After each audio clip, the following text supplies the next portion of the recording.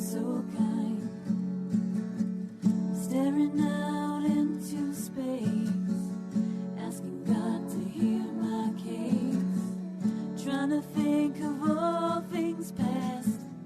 How long will my memory last? With purple angel, purple angel, purple angel, you're next to me. Well, hi, everyone, and welcome to Alzheimer's Speaks Radio. I'm Lori LeBlanc, and I'm the host and founder of Alzheimer's Speaks. For those of you that are new, I just want to give you a little background about who the heck we are. Bottom line, Alzheimer's Speaks is an advocacy-based company providing multiple platforms to shift our dementia care from crisis to comfort around the world. We believe that by joining forces and sharing knowledge and just having these everyday conversations about life with dementia, that we're going to be able to help remove the stigmas attached to memory loss and help people continue to live their life with purpose. And together we know that, we can expand this knowledge base of what dementia looks like, what it feels like to live with the disease. At our core, we also believe that collaboration is the only way we're going to win this battle, and I know that it's working. Thanks to your likes, your clicks, and your shares with your LinkedIn colleagues, your Facebook pals, your Pinterest buddies, your Twitter tribes. Every time you click one of our platforms, be it our radio show, our blog, our website, our Conscious Caring resources, or our Dementia Chats webinars, you're pushing out valuable information to people in need. And there's a lot of people in each of our circles of influences that are dealing with this that we don't even know because they're not comfortable talking about it yet. And so the more information we can get out there to make them feel comfortable, to open that door, to say, this is what I'm dealing with. Where can I get help? It's just going to make everyone's life a little bit easier. So again, I encourage you to continue to share. And I want to thank you for making us the number one influencer online, according to ShareCare and Dr. Oz. I also want to open the door for anybody out there listening who might want to be a guest on the show. We try to raise everyone's voice. So if you're diagnosed, if you're caring for a loved one or a friend, maybe you're a medical professional, you could be a movie director, you could be a singer-songwriter, you could be an author, you could have started a new service product or tool to help. We would like to hear from you because we know it's about, this journey is about doing it together. Again, raising awareness and spreading knowledge is so, so critical. With my own mom's journey of 30 years, I know the feeling of isolation and not having access. And I really think that is wrong, and that's why we started Alzheimer's Speaks. People should have the right to have access to all services, large and small, and customize them to what their family needs and what their business needs. Before I introduce our guest here today, I do want to just throw out a couple of free offers to you. One is through Audible, where you can go ahead and pick up a book, an Audible book, for 30 days and download it. All you have to do is go to audibletrial.com/social. That's audibletrial.com/social. Or if you're looking for a new accounting system, you might want to check out FreshBooks. You can get a free 30-day trial there by going to gofreshbooks, and that's plural, .com/alive, gofreshbooks.com/alive. Now, our guest today, I'm really excited to have on the show with us. Brain LeBlanc is a 55-year-old man, and he is the fourth generation living with Alzheimer's in his family. In his previous life, he worked as a public relations and marketing guy, and he will shine as he talks because he comes out on stage really strong, and it's just very, very fun to work with. He is married to his wife, Shannon, and they live in Pensacola, Florida, with their 21-year-old daughter, who's a college student.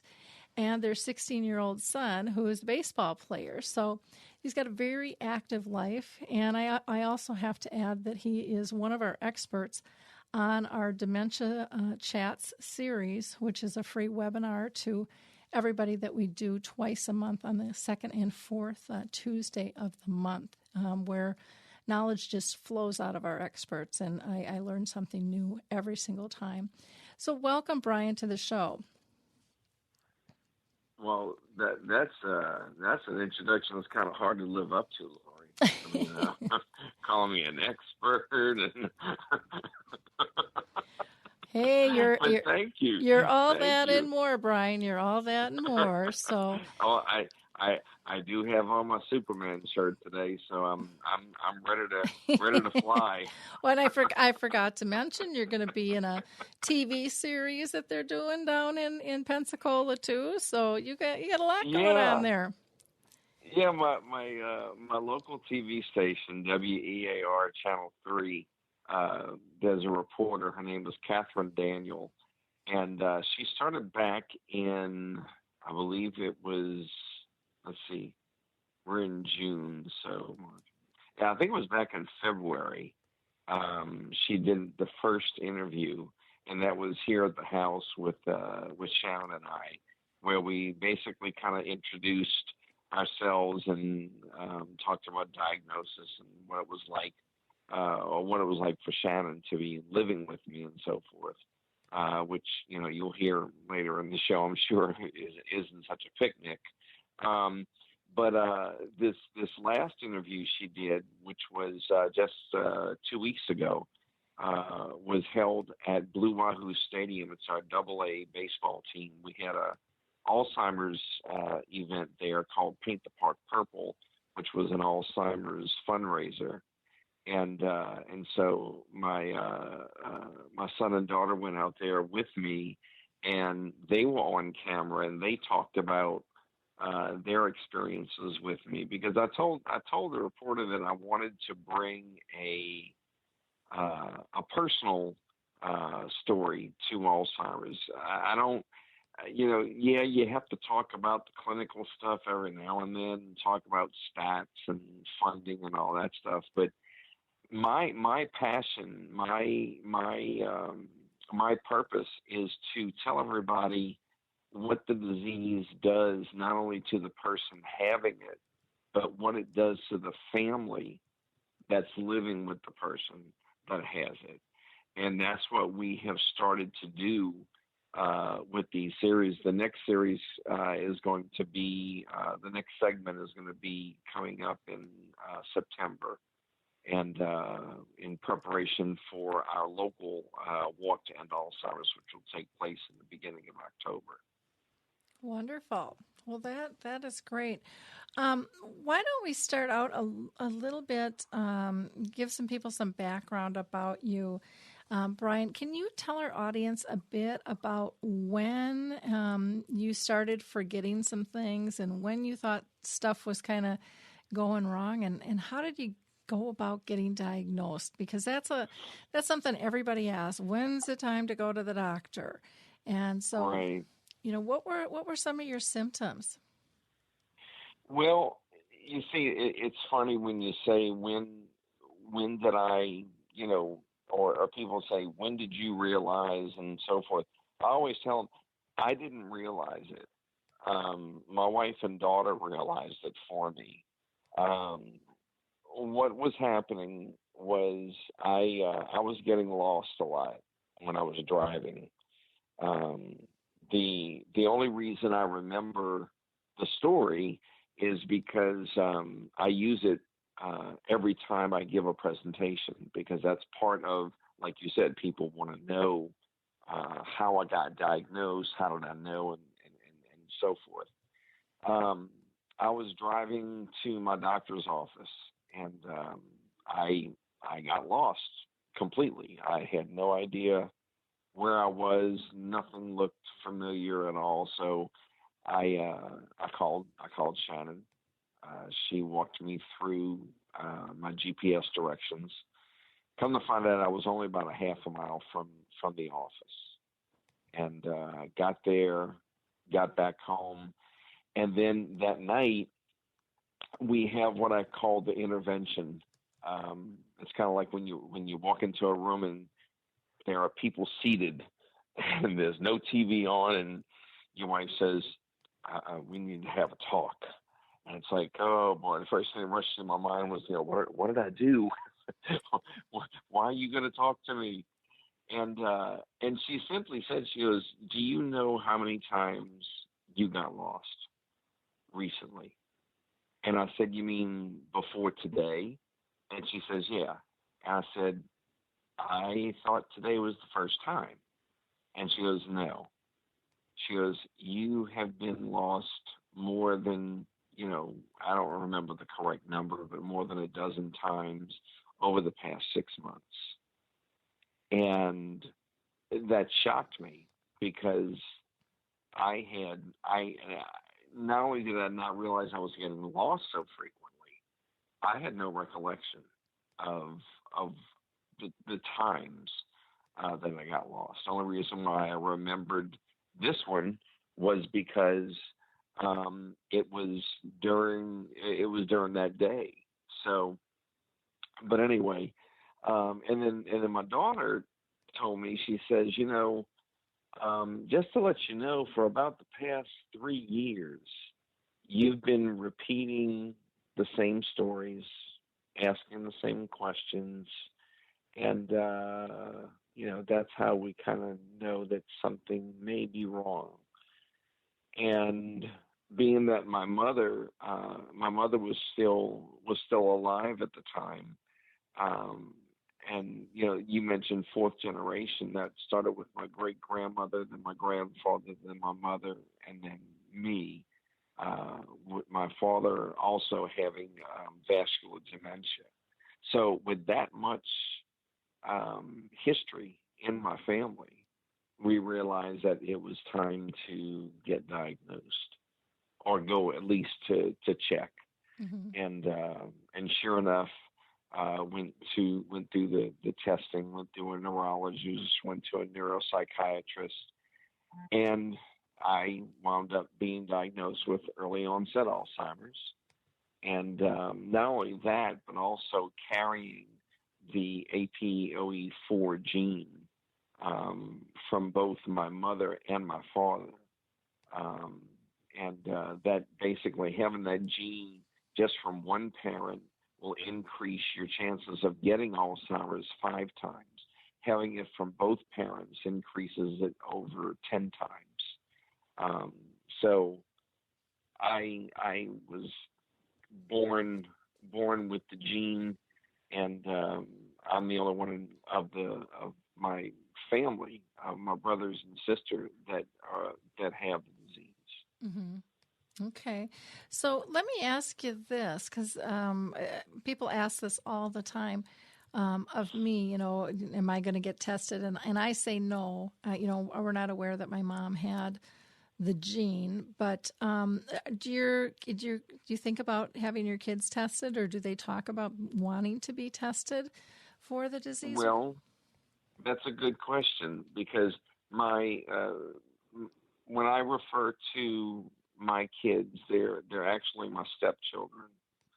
But I do have a son from a previous marriage. He's 29 now, and I've asked him.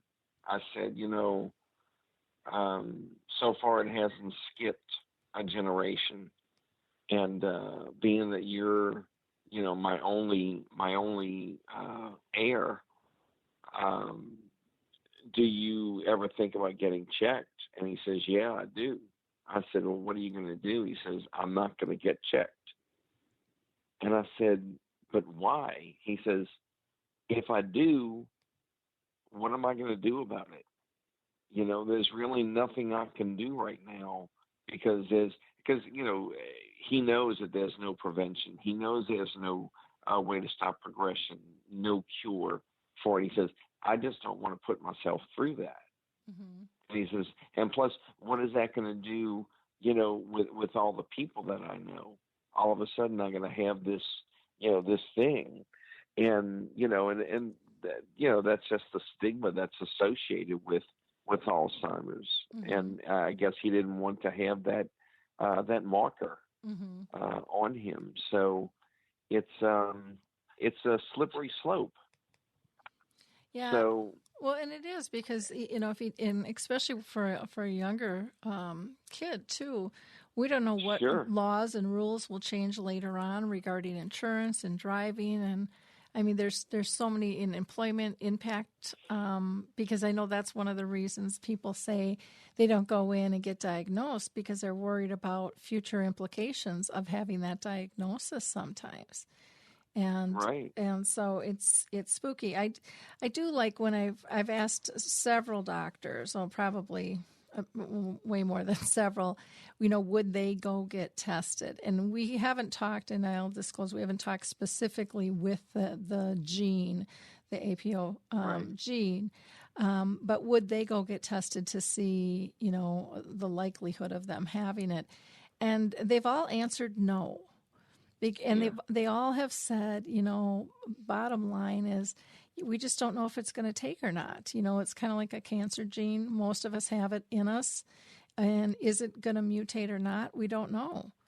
And so, why put yourself through the stress yep, of it all? yep. So it's, I don't know. It's a tough one. It's a Yeah. personal one. Everyone has to do what they feel is best. Yet I'm all for people to get involved in research because I think we need that badly. Sure, yeah. And I mean, to add fuel to the fire, my wife's grandmother had Alzheimer's, mm-hmm, and she just passed away back in 2014.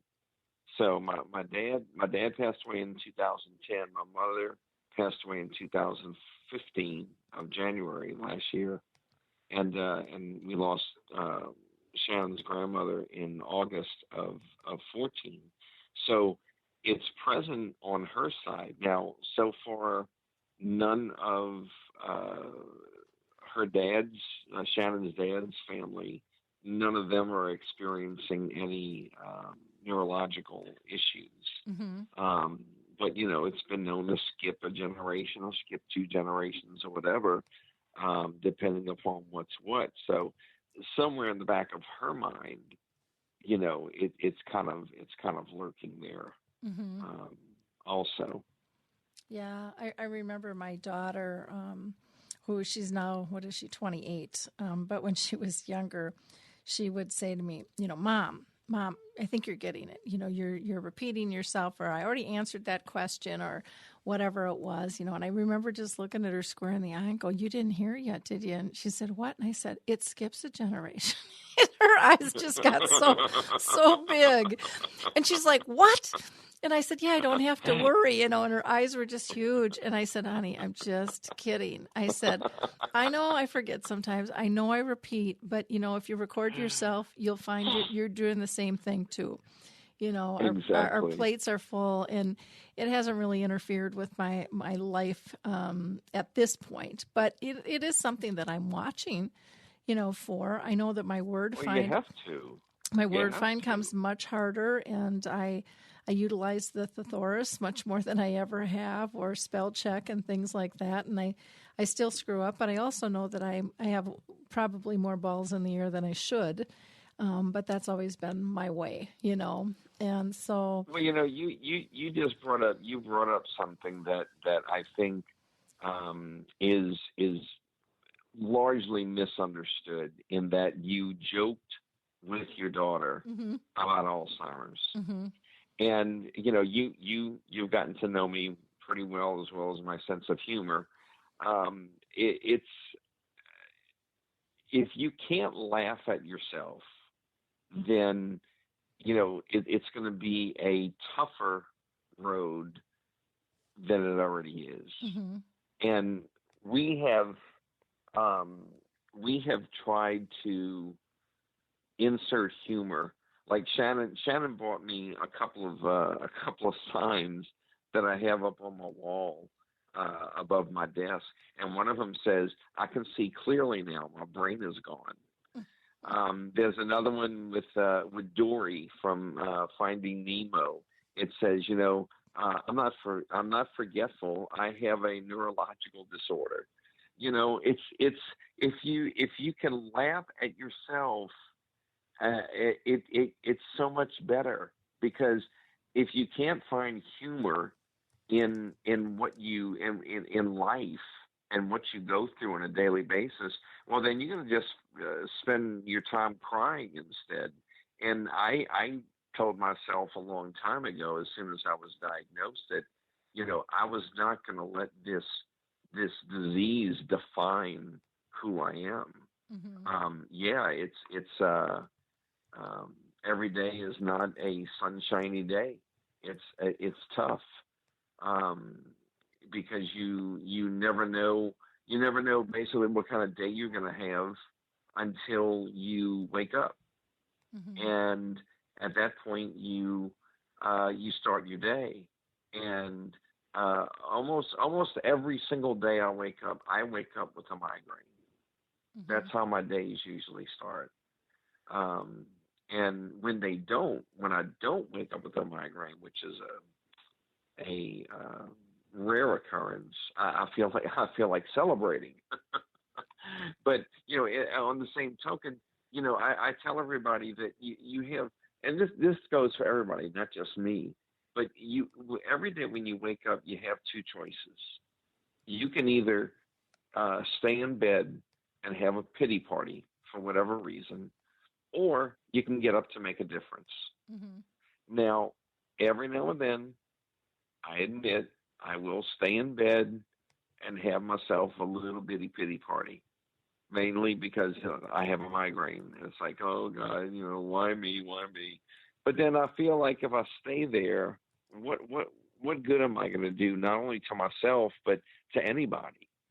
So I get up and start my day. Somehow, some way, I am going to do something that day, and hopefully, it's going to make a difference in somebody's life, and that's going to be through my advocating of Alzheimer's disease. Yep. Yeah. Well, that's a perfect transition in terms of, because one of the things I wanted to talk to you was about your advocacy and your passion, because you've really stepped up to the plate and I just sense the short time that I've known you, I've just seen such growth in terms of your voice and how you're expanding. Basically your voice being heard throughout the world at this point. Talk about your advocacy and why you're so passionate and what types of things you're doing to help the cause. Well, it started out when I first got when I was first diagnosed.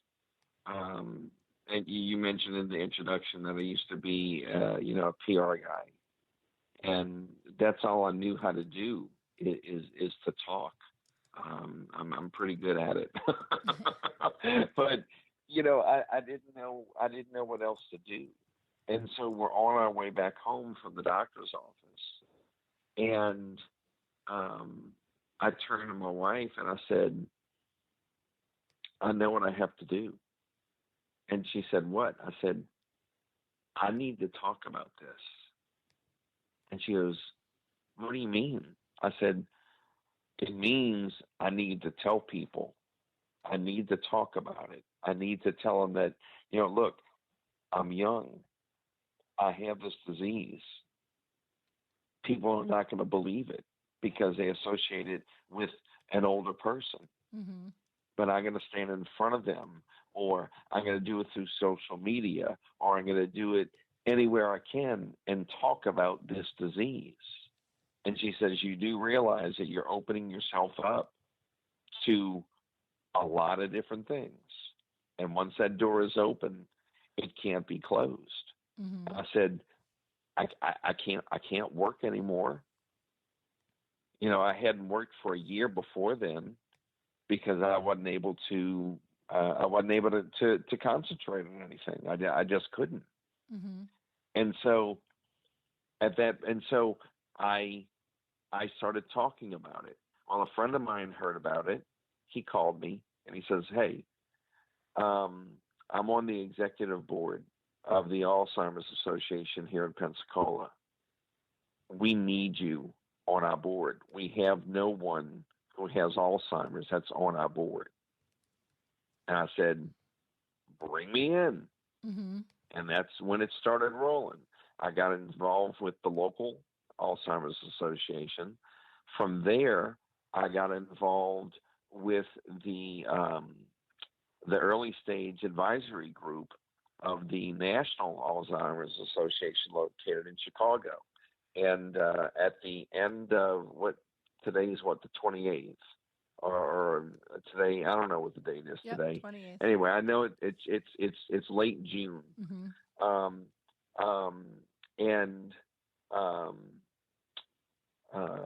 Lost my train of thought there. And my year, the year is coming up. So that'll end my term there, but then I go into what's called alumni mode, to where I'll still be used. I mean, I got involved with the Alzheimer's Association last year, and within 2 days, they called me and they said, can you go to Mobile, Alabama, and record a voiceover for the Today Show? So I was already starting right out the bat. I appeared on the Today Show. And then they'll send you anywhere throughout the country. You'll be on conference calls with companies trying to increase or better their products and services to serve people with Alzheimer's, what can make things easier to understand and so forth. From there, that led me to become a member of the Dementia Action Alliance, and I'm on their advisory council now, to where we basically kind of do the same things and more speaking engagements. And then I'm also involved with Covenant Care here in Pensacola. The parent company is called Covenant Hospice, but they also have a different branch, a little branch off of that, which is Covenant Alzheimer's, Covenant Care. And there again, we go around speaking to groups, to companies, to businesses, all sharing awareness. I was over in Panama City last week speaking to the Bay County Sheriff's Department about crisis intervention training, and talking to them how to deal with someone like myself if they come into contact with me and I'm having a bad day where I might look like I'm drunk, or I might look like I'm totally disoriented, and it's only because I have Alzheimer's and I'm having a bad day. It's not because I've been drinking, or it's not because I'm on drugs. And then telling them different ways on how to deal with people like myself. Mm-hmm. And that's what I do. Now, my reasoning behind it is this. I mean, I do it in memory of the people in my family that I've lost due to dementia-related illnesses.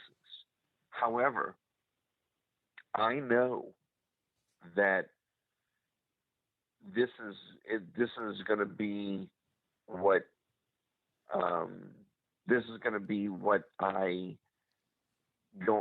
going to live with for the rest of my life, because I know that there's not going to be a prevention. I know that there's not going to be a way to slow the progression. I know there's not going to be a cure in my lifetime. So instead of just saying, oh, well, I can't do anything for me, so I'm not going to do anything, I'm not built like that. So I decided, well, okay, it's not going to be able to do anything for me, but what about the people that come after me? What if something does happen to my son? What happens if something does happen to my wife or my stepchildren? What then? Could it be that anything that I do now to help in some way, shape, or form have a rippling effect to help find a cure because of the awareness and the education that's spread. And so instead of just sitting back and doing nothing, I'm doing as much as I possibly can while I still can. Mm-hmm. Which is great. So, because that's really the only way things are going to change. And, yeah. We just... Sitting on the sidelines, you don't get anything done. You got to get in the game and make a difference. Exactly. Well, I thank you for all the work and stuff that you're doing, because you're really in there. One of the things, in our conversations that you've mentioned is you describe some of your days as being foggy. And what does that mean? What does that really look like? Can you explain that to our audience? Oh, sure. It means exactly what it is. If you go outside on a foggy morning, depending upon the strength of the fog, you may be only be able to see a couple of feet in front of you. Mm-hmm. Other days it may be a little lighter. You'll be able to see a little bit further down. That's what happens in your brain, or it happens in my brain, that you wake up and you try to think of something, but it just doesn't come, because that's why I call it my fog, because I can't see my thoughts. I can't see what's there. Some days it's thick. Some days it's not as thick. Some days it's black as night. In the movie Still Alice with Julianne Moore, she's given a speech, and in the middle of the speech, she loses track of where she was, and everything just goes blank. And I saw the movie with my wife and daughter, and I turned to him. I said, "That's what happens to me." I said, "It's kind of like a black curtain that just comes straight down inside my brain, and without prompting, there's no way for me to get back on track as to what I was, as to what I was talking about." Mm-hmm.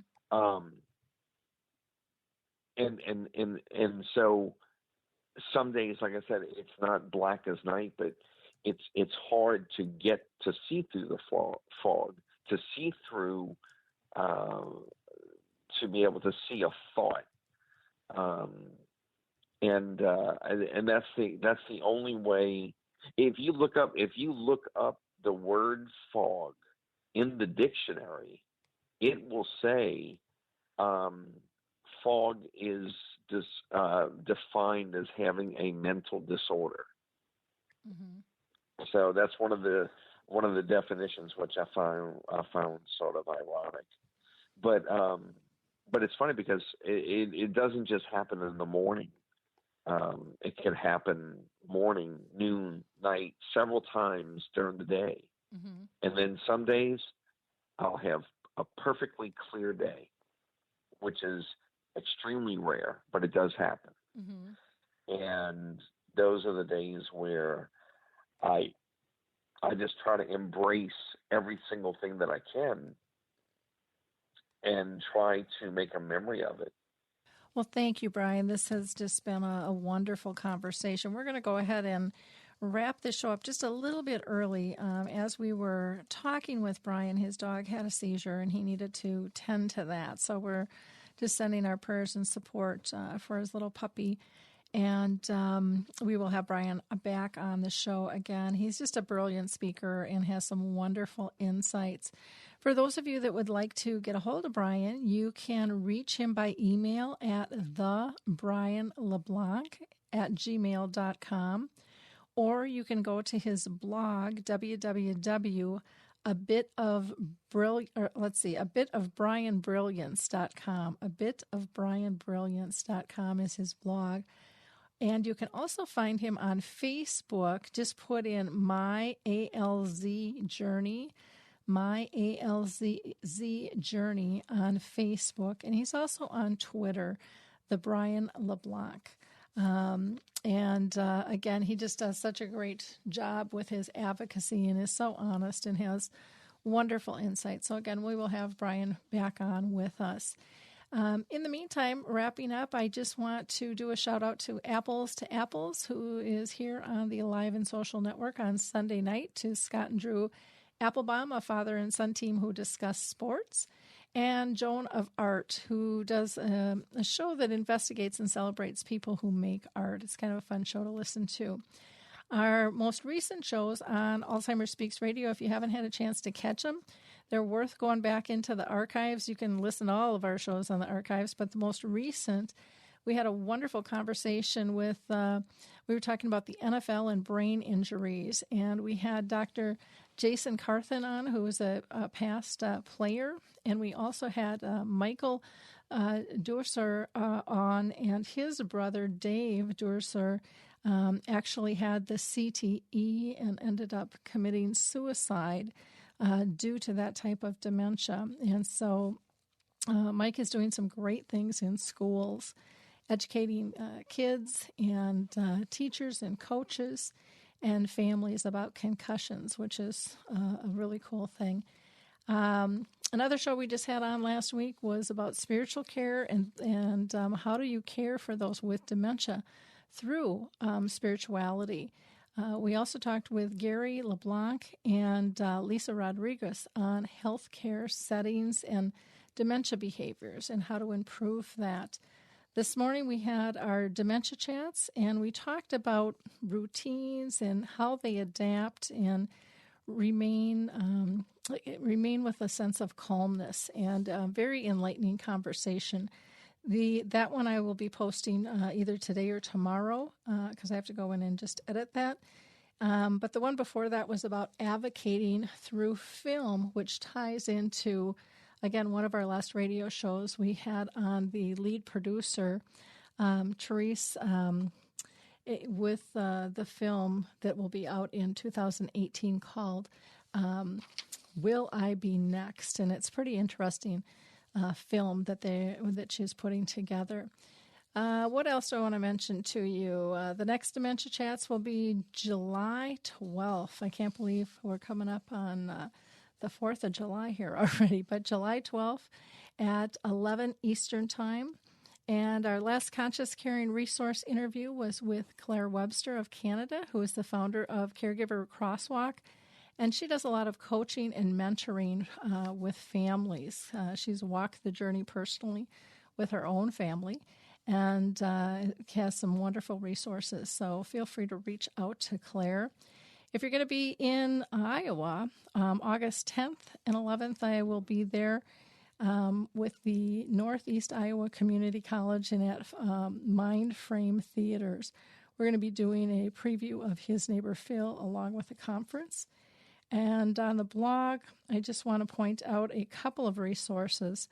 One is an article by Elon Caspi. He is a behavioral specialist in dementia, and he has an article about 20 reasons why it's important to gather life history of a patient with dementia. There was also an article about a Roseville man with dementia who went missing and took the family car. He was found safe, but he was found going the wrong way down the freeway about 8 hours after he left home. But the reason I mention it is there are some resources you may want to look into. One of them is the Caregiver Alert Center, which can help in those circumstances.